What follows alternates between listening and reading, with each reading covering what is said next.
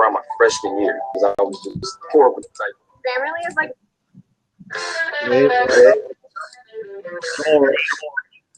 Yeah.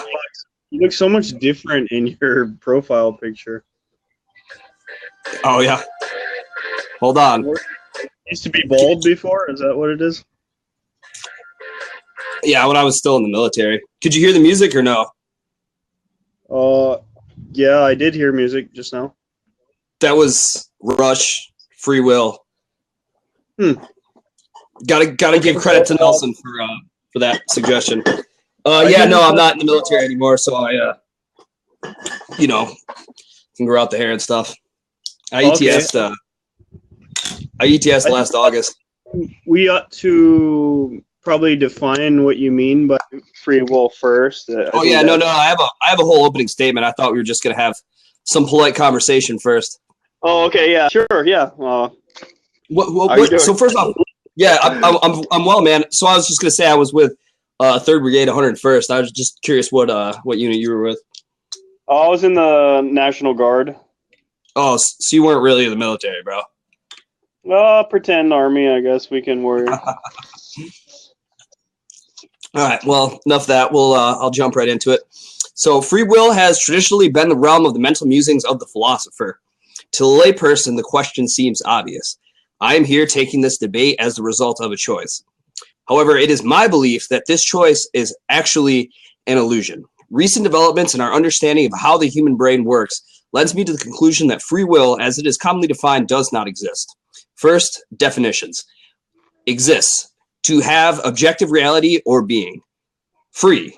A lack of constraints. For example, in the context of the United States Constitution, freedom of speech implies a lack of constraints by the government on the speech of an individual. Will. The ability to act. Thus, free will is defined as the ability to act without constraints. Are you good with those definitions? Well, once again, what is any constraints whatsoever? Like, I'm still struggling to understand what you mean by that. Like, okay, so we're bound by the laws of gravity. We're bound by genetics, things like that. Is there no free will at all? Like, do we make decisions and choices, or I don't understand. Yeah, that's what I'm arguing. Free will does not exist. Nobody makes any choices, right? Well, let me finish my statement before we get too far into this. So first, I would like to establish the burdens. As per the null hypothesis, she who makes a positive claim also earns the burden for supporting that claim. In this case, the claim actually lies with the con to prove the existence of free will. Although it would be sufficient for me to simply undermine those claims, I have a few contentions to present. Contention 1. All naturalistic processes have a cause. Human thought and actions, ergo, human will is a naturalistic process. These causes are discoverable, observable, and predictable. As human actions is limited by these causes, there is a constraint. Therefore, free will, as earlier defined, does not exist. Contention 2. Physical changes in the makeup of the brain causes people to act differently. This lends credence to the ideas that our thoughts and actions are constrained by the biomechanics of our brain structure. Once again, as we are constrained by these processes, free will cannot exist. The most simple way to sum up my argument is that a computer of near infinite processing power, given all necessary inputs, would be able to predict all human behavior. A human being unable to act in such a way that contradicts that computer process, that human would not possess free will. So that's my opening statement. Consistent with quantum physics, but okay. I'm sorry, say again? I don't think that's consistent with quantum physics, but okay, go ahead. You're talking about like what specifically? Well, that a computer can actually know everything. Well, this is a hypothetical computer of near infinitesimal processing power, and it's not that it knows everything. It's just given all necessary inputs about a human would be able to predict. How would a computer that knows everything get past the measurement problem, for example? But I guess that's not material here. We can discuss that later. Mm-hmm. Sure. Did you have an opening or anything you want to present? No, I just want to clarify that you're taking the an absolute, the stronger claim that free will does not exist, right? Like no decision or choice of any kind, right? I am arguing for hard determinism. If you want, kind of the good. I guess my only position would be that this leads to some logically absurd consequences that probably contradict some of your other beliefs. But I don't. Or were you done? Is that your entire opening, or did I interrupt? Yeah, that's my opening. Okay. So, do you believe that morality exists? Are there morals? So you're gonna have to define morality for me.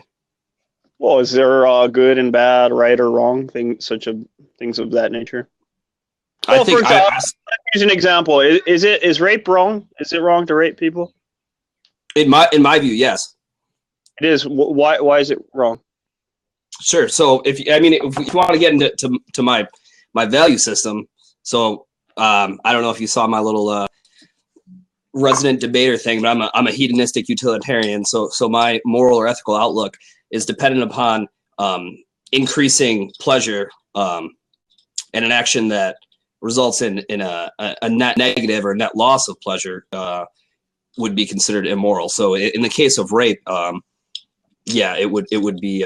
And also I want to clarify, it's a rule hedonistic utilitarianism. So an action done in the aggregate, so not on the individual level, but again, hypothetically, if everyone did it. So if everyone was raping all the time, well, it would result in less pleasure and in a less joyful or happy world. So therefore, it's immoral. But I think what you're getting at is, do I believe in objective morality? And I don't. I believe in even subjective real morality. So you do believe that morality exists. We've established that there are right and wrong. There are right and wrong actions. Subjectively. Okay. And also rape is wrong, right? Because that leads to things that are bad, Right. In my view, yes. Right? Kind of in a utilitarian way, right? That's the gist of your position. Okay. What about stoning women to death for being raped? Is that wrong? In my view, yeah. Who's wrong? The person throwing the stone? Or... Well, yeah, the person doing the stoning, that'd be an example of wrong. But he didn't choose to throw the stone. Mm-hmm. So you're getting into the problem of agency, right? Yeah. So I see where your line of reasoning going. How can we condemn anyone morally if all our actions are predetermined? Yeah, exactly. Well, I think that there should be laws. There should be constraints upon people's actions. Because why should there be? Because I myself believe in, as I said in my value statement, hedonistic utilitarianism. Okay. So what I'm saying, hard determinism does not have to lead to nihilism. There still can be room for laws and constraints upon actions. I just can't wrap my mind around how morality could possibly exist in the absence of choices or decisions or free will of any kind. So if the person had zero control over whether or not they either raped the woman or stoned her to death for being raped, how then could you say that this person committed a morally wrong action? I don't understand. Sure. So they were morally wrong, as I previously defined my value statement, my version of morality, and why and why we should put laws in place would be to reduce the amount of rapes that happened, because you got to understand that the case I'm presenting it, the human mind is sort of a processing machine, right? So it takes inputs. If the input is that I'll go away for jail for a really long time if I do this action, well, maybe people will be less likely to do that action. So from a consequentialist point of view, then yeah, we should have laws, despite the fact that yes, aren't all rapes predetermined anyways? Yes. So why then should we favor if they're already determined? It really doesn't matter what we do or what kind of law we make, right? No, because suppose we didn't have these laws in place, those predetermined rapes would increase. But because we have these laws, but they're already determined prior to us doing anything. Right, I'm talking hypothetically. Right. So yes, all actions are predetermined. But there still needs to be laws in place to I know it's hard to wrap your mind around it. Trust me, I get that. But there ought be, this is a prescriptive question, an ought question. There ought to still be laws in order to have constraints upon these processes that happen in our mind. But I'm going to go ahead and wouldn't they be predetermined? Like they either will or will not exist. So there are no oughts. Yeah, everything's predetermined, right? So how could there be an ought? I mean, either the laws will or will not exist. How could we say they should exist if they either will or will not? Right. So I'm here making this case, right? And Mm-hmm. I'm making so say that the question is not free will, whatever it says on top. Say we're talking about something else. Say this discussion is rape laws should exist. I would still be making an ought claim, despite the fact that my thought processes are predetermined. I'm still making an ought claim, and I'm still trying to influence people. And yes, everything that I've said and have thought and what have you is already predetermined. But I'm still making that claim, which very well could influence other people through their own mental processes. No, maybe. Isn't that predetermined too, though? Like either they will or will not? Everything is predetermined. Now, we don't know what that predetermined outcome will be. And do we have, I guess, any real, strict definition of the word influence on it? I don't know. But how do you influence? No, hold on. Let's flip the script here because, as I stated, the burden of proof lies with you. So, I mean, could you get into some of the, I guess, where free will exists? So I got one quick question. Did you watch my first debate or no on free will? I haven't watched anyone's debate, so I'm so lazy. Okay, that's fine. I was just wondering. I guess if you're going to preempt any of my arguments, but so let's flip the script here. I'm just trying as I said. Say again? I want to enter that tournament and get that money. That's my goal. Oh man, there's a lot of really good debaters in there. You totally should. I don't let me discourage you, but there's some good debaters. Like high school debaters, like college debaters. I don't really have that background, but those people with that formal coaching and background, they come at it on a different level. That's what I'm looking for. Yeah. Well, hey man. So where does free will exist? What part of the brain? Can you point to one specific region? I feel from my perspective, my subjective perspective, I feel like I chose to smoke this cigarette. I don't know. I don't, notwithstanding any reason to suggest otherwise. Why wouldn't it? Okay, that wasn't my question. Where does free will exist in the brain? I don't know. You don't know. So you can't point to any specific region where's the seat of free will. No, I just believe it exists. I don't know. I'm not a brain surgeon. Right. It's actually depending on what academic field you ask this question, you'll get many different responses. For neuroscience, free will, as I've defined it, actually, it's their opinion. The people study the process of the brain that it does not exist. Granted, they come in to the question with some preconceived notions, right? But just in terms of, I'll give you an example of an actual neurologist who I believe I've refuted his claims completely. But are you familiar with Sam Harris? Yeah, you said you've refuted Sam Harris's claims. Absolutely. Personally, you met the guy? No, I just feel like my arguments are much stronger than him. And as I said, to take his free will arguments seriously and be logically consistent with it, zero of his arguments about Islam make any sense at all, or morality in general. Mhm. Because let's go back to stoning women to death for being raped. Given that we know that no actual person, according to his theory of free will, nobody had a choice in the matter. Not the rapist, not the people throwing the stones. So how then can we say that it's immoral to do such a thing when in fact nobody actually had a choice in the matter?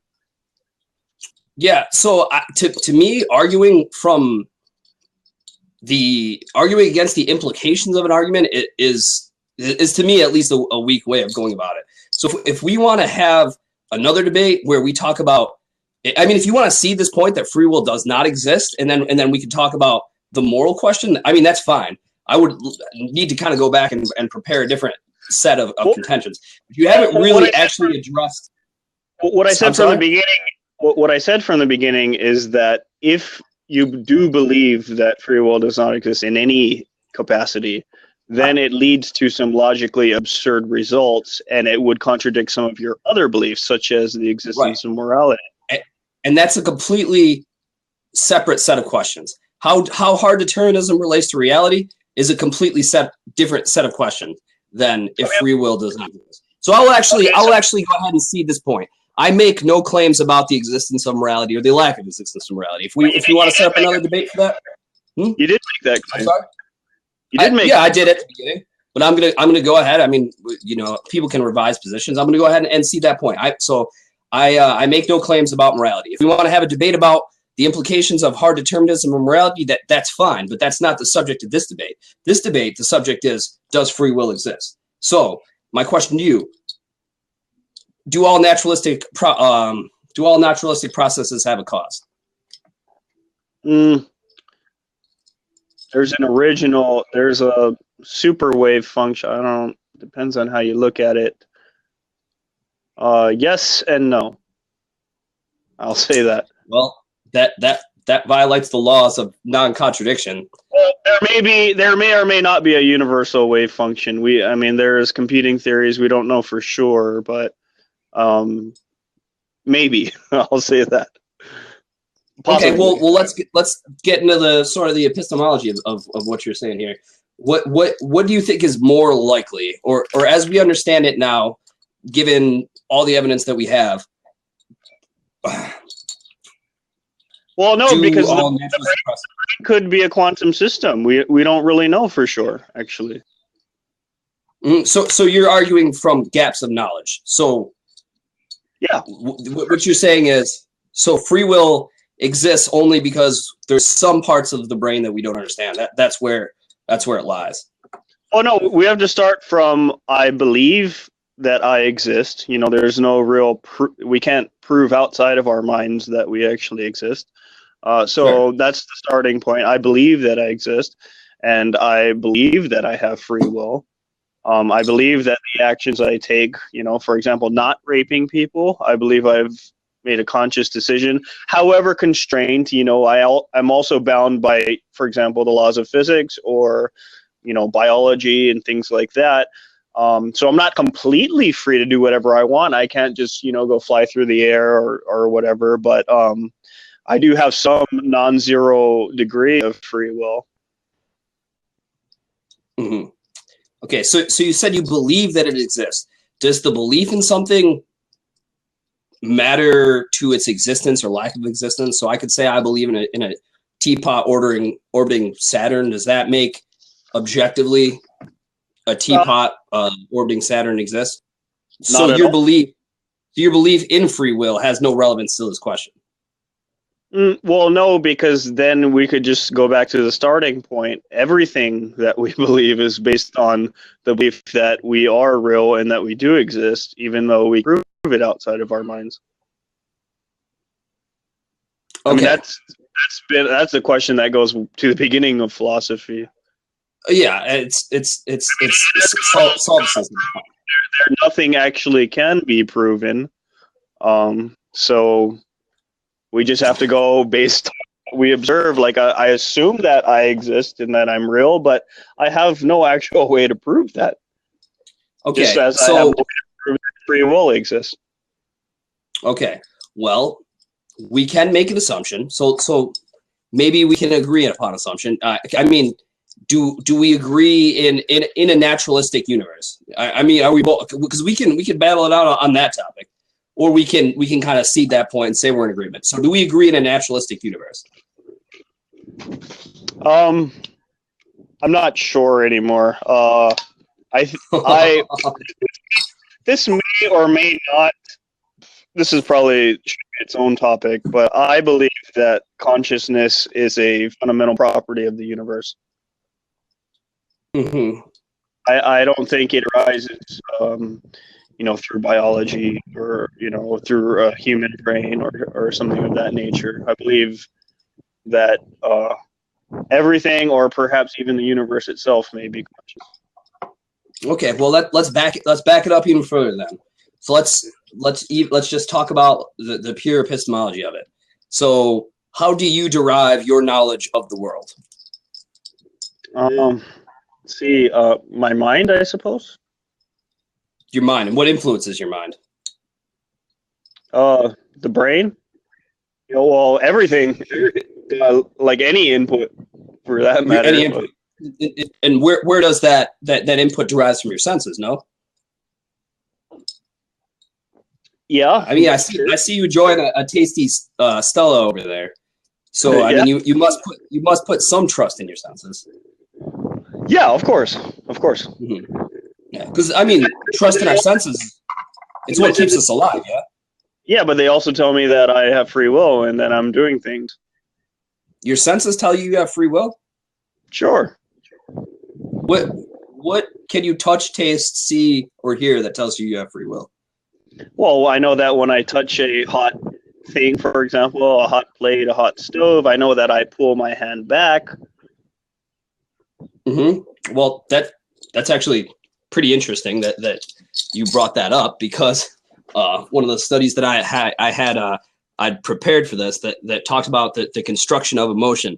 So physiological responses to stimuli actually happen before emotions are conjured up in the brain. This is a pretty studied phenomenon. I can post the source. I can post the source in the comments afterwards. But my point is, we have physiological responses before we actually have emotional responses. So your response to the stimuli, I mean, that would again would lend credence to this naturalistic view of how the brain works. No. Perhaps consciousness permeates our cells. Perhaps. All right. Let's back it up. So you have faith in empiricism to some extent. Mm-hmm. Now, Yeah. Would you say that's your primary way of deriving knowledge about the universe is through your senses? Yeah. Mm-hmm. So that in itself, to some degree, assumes a naturalistic worldview. If you trust your senses, I mean that's dipping your toe into naturalism right there. Well, no, because my senses tell me that there's colors. I know colors aren't real things, so Wavelengths. I know Wavelengths are. music doesn't exist outside of a human brain. Sound waves do. No, music waves exist for sure. Light waves. Right, and then we assign words to them. Semantics. Music doesn't exist outside of your brain, right? Nothing else hears music besides you. Okay, so if I put music on, you're telling me my dog doesn't hear music. He may not call it music. He may not understand it as music, but he still hears it. I decide that it's music. He hears the sound waves. Yes, it's my interpretation, but it's still music. He does not and never will perceive it in the same way that you do. And much like right, yeah. So music is a social construct. Are you saying that no social constructs actually exist? What do you mean exist? They exist in the mind, I guess. Depends on in the material world. Like, what do you mean by that? All right. A social So, like laws or like a society. so I hate to be like a broken record. Assuming naturalism is true, and I don't know, we don't all, I know I have a computer simulation debate up, but assuming that solipsism is not true, and that naturalism is true, all naturalistic processes have a cause. All right, so I see you waffling around there, but I'm gonna go ahead and put some words in your mouth and assume that to some extent you believe in naturalism. Is human thought a naturalistic process? It's not clear to me. It could be some non-zero degree. Maybe it approaches zero, but is not quite zero. That's the extent to which I believe there is such a thing as free will. It may. Okay, where's the evidence that exists? Well, as I said, my senses tell me that it's real. Okay. Well, I mean, if it's your senses, presumably I could also experience it. Can you show it to me? Can you let me taste it? Sure. Let me feel it. Let me caress it. Just stood up. Now, what's that? So, have you ever heard arguing to the rock? Because this is literally the classic example of it. Have you heard of that logical fallacy or no? What caused me to light the cigarette? Hold on, I messed it up. So it's appeal to the stone. Have you ever heard of appeal to the stone? No. Why don't you tell me about that? Okay, so appeal to the stone is a logical fallacy that consists in dismissing a statement as absurd without giving proof of its absurdity.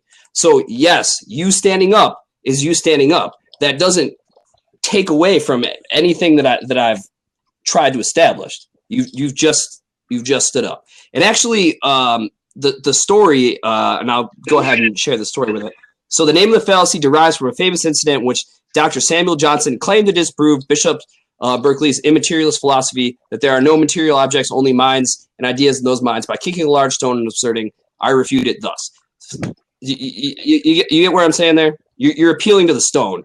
You're not really saying anything. You're saying, yeah, you stood up. But yeah, that's not countering my argument. That's not countering anything that I've said.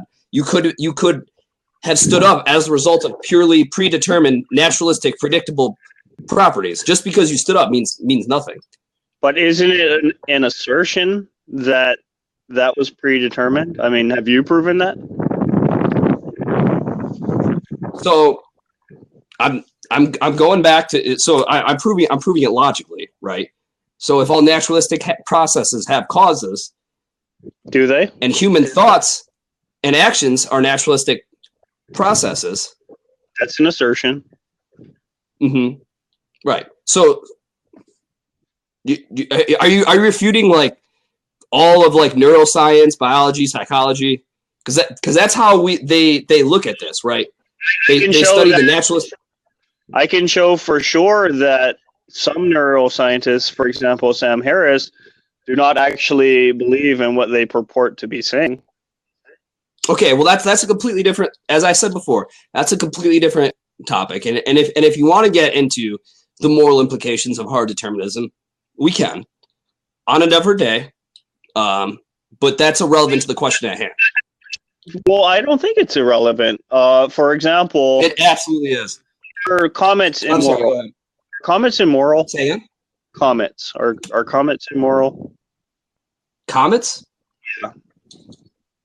So once again, the implications of an argument really don't matter. I mean, we could you can talk about them, but it doesn't undermine the argument itself. So, and I have already said I've ceded that point. I make no claims for the purpose of this debate. I make no claims about morality.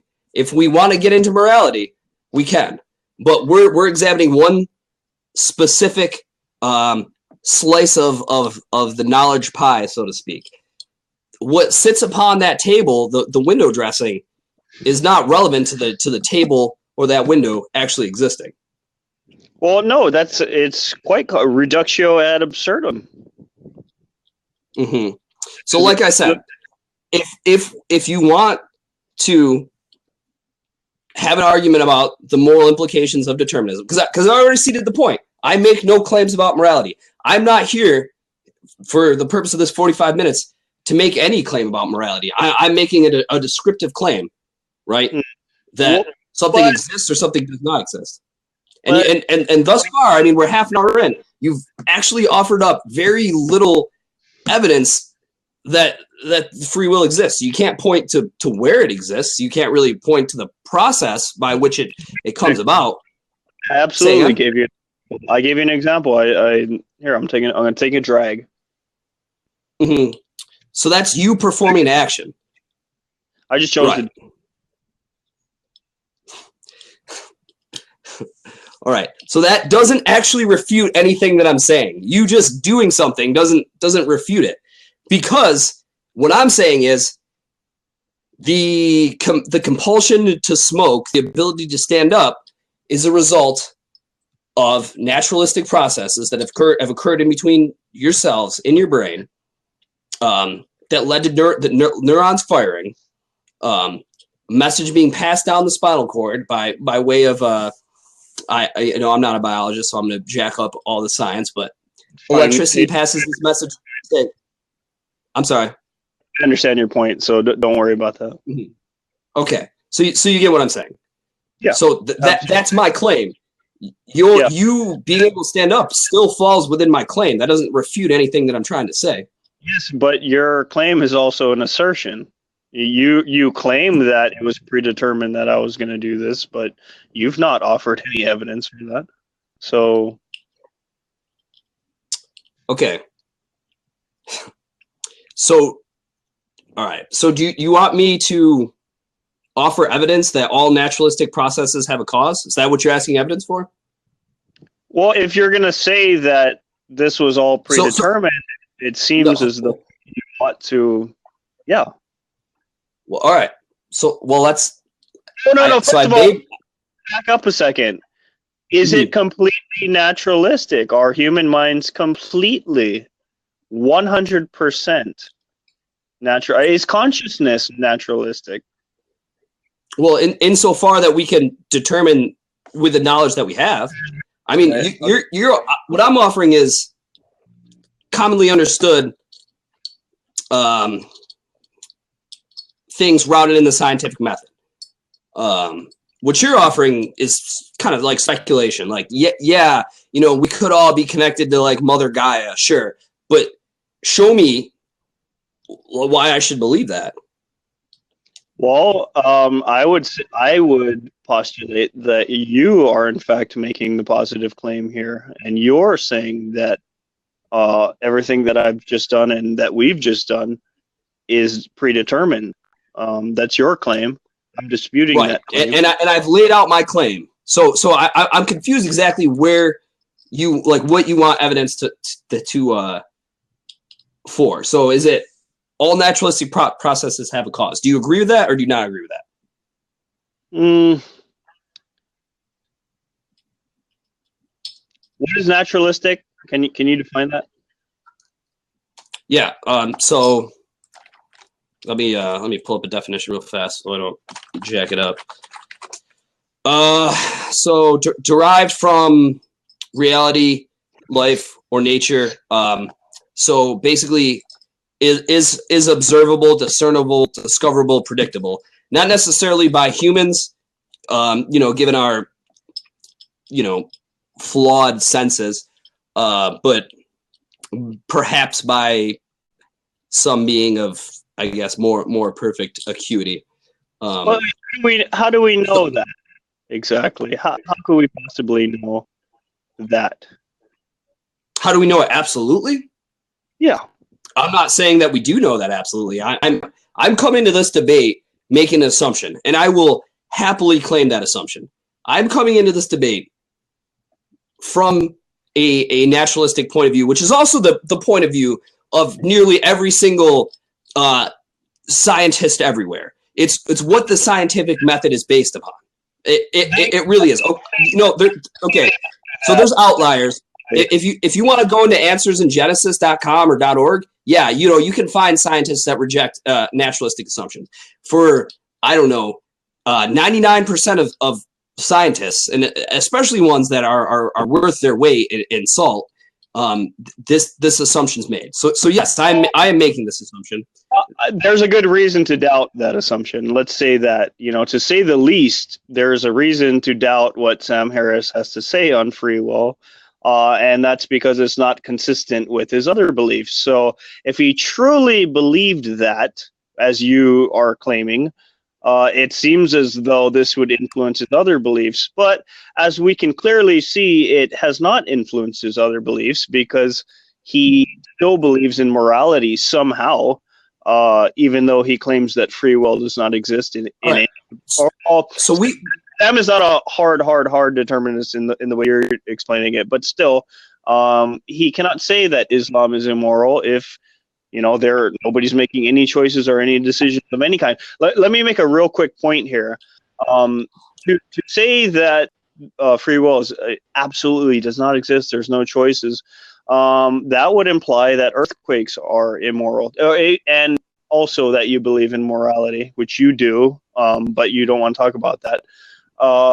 It would imply that earthquakes are immoral, because earthquakes kill people. Earthquakes surely don't have a say in the process, but they do it anyways. And also, when we talked about stoning women to death, the stones themselves should, in fact, have some kind of, according to your morality, you say that anything that reduces human happiness, the stones themselves should be immoral in this case, because the stones, hurt a human being.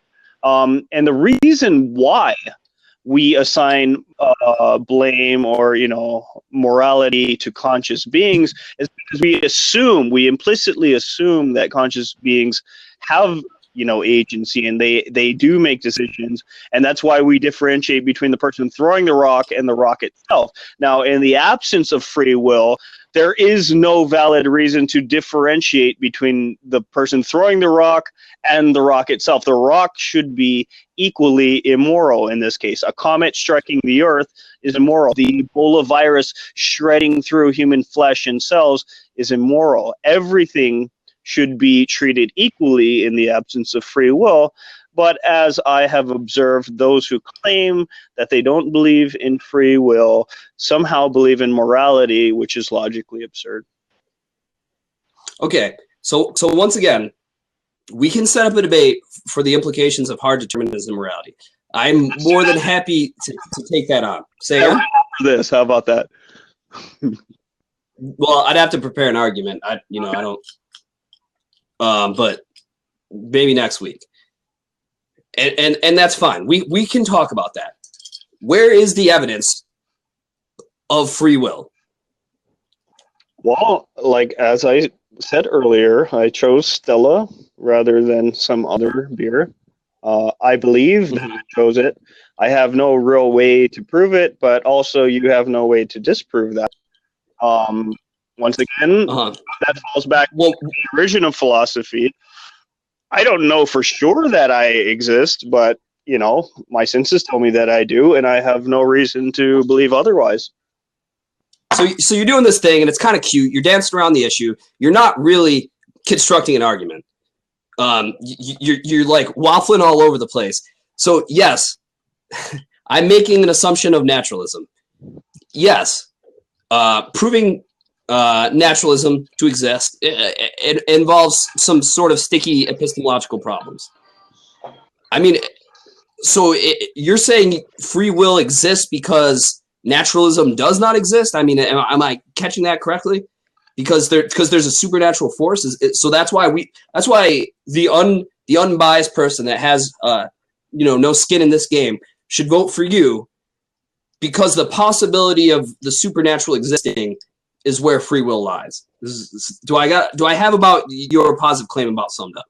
No, I'm just saying you have no rational basis in which to say that free will does not exist. You are making the positive claim in this particular case. It's almost like strong atheism in a sense that nobody can claim with any kind of degree of certainty that God does not exist. Atheism simply answers the question, do you believe in God? In truth, all atheists are agnostics, because nobody's for sure 100% sure. That's my basic position. Okay, so you don't have any idea where free will could reside. You don't have any idea of the process that results in, the process that results in free will. Do you have any answers for those two questions? Where does it reside, and what is the process that results in free will?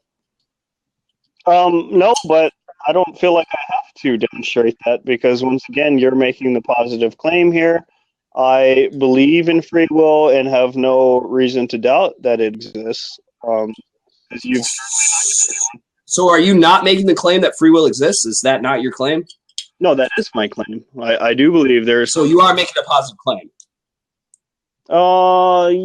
Yeah. Okay, yeah, you got me. All right, so I've laid out my case. All right, and I understand that you reject some of the assumptions. I think there's very, very good reasons to put faith in and I will call it faith, to put faith in a naturalistic universe. So where does your claim, what supports it? Once I thought I already said this, but I believe that I'm doing things out of my own free will. So free will exists because you believe it exists? Well, I guess you could say the same thing about whether or not I exist. I mean, I can't prove that. You can't either. Sure. Right. So I mean, we can get into the sort of like Kantian, I think therefore I am. And honestly, can you prove that you exist? Let's start there. Okay. All right. So let me understand where your argument lies. Your argument lies in the rejection of naturalism. Not a rejection. Because no, I'm saying it's not. Yeah. Okay, so I withhold the possibility that you don't exist. To me, that is a very small possibility, and I cannot prove that absolutely. Now, we can talk about justified beliefs, and we can talk about warrant, and we can talk about probability. I mean, are you ceding the point? If naturalism is the valid worldview, then hard determinism follows? Well, let's take a step back. I'm not arguing in absolutes. So when I said a non-zero value, kind of like the non-zero value you're assigning to the possibility that I don't exist or that you don't either, that's exactly the same non-zero value that I'm applying to free will. Yes, I think most things are in fact determined, but I don't think it's 100. I don't think it's an absolute. I don't think it's 100%. I think there is some kind of non-zero value degree, if you will, of free will. Mm-hmm. And what is the process? Is the process observable? No, and it may be. Just as you're claiming that some computer can exist and determine all these things, I'm saying at some point science may or may not be able to determine this question. It's kind of like, for me, it's much like the measurement problem. Like, there are some things that we can't know and maybe never will know, but we still go. So your belief derives from the consequences, is kind of what I'm gathering. You're uncomfortable with the implications of the alternative, so you choose to believe in free will. No, the alternative, in my opinion, especially as espoused by those who claim not to believe in free will, is logically inconsistent. Secondly, I believe the alternative lacks evidence to conclusively demonstrate. Conclusively, in the sense that we are 100% absolutely sure that free will does not exist. That's totally indefensible. Right. So I'm not making an absolute claim. I withhold the possibility that, of some absurd, the Matrix, Neo, the one. I've laid out my case. Naturalistic processes have a cause. Human thought are a naturalistic process. It's discoverable, observable, and predictable. We have physical constraints placed upon us by the processes of our brain. These constraints as previously defined, are not compatible with free will. But hey, Bronson, thanks for the debate. We'll set up the moral implications for determinism. I'd love to argue that topic. That'd be an interesting one for sure. Man, the only thing. Hey, have a good night, man. You too. All right.